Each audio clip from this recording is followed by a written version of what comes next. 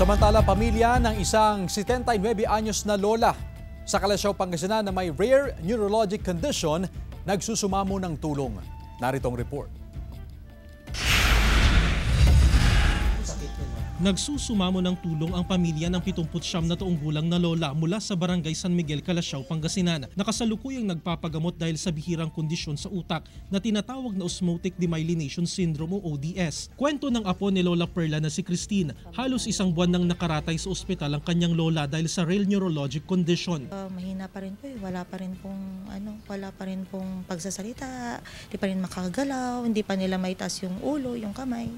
Ganun po. Sobrang hina po ni Lola ngayon.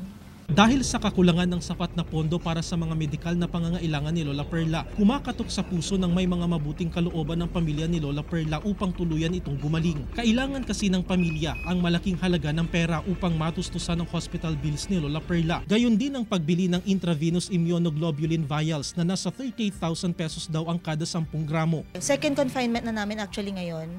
24 days na kami from February 4 hanggang ngayon. Yung first confinement nila is I think January 28 to February 2. Tapos after 2 days, binalik ulit namin sa ospital. Ang Osmotic Demyelination Syndrome ay isang pambihirang kondisyon na madalas nangyayari kapag ang mga electrolytes sa katawan, lalo na ang sodium, ay mabilis na bumababa. Ito ay nagdudulot ng dysfunction ng mga brain cell na nagiging sanhi ng pagkasira ng myelin sheath na bumabalot sa mga nerve cells sa utak.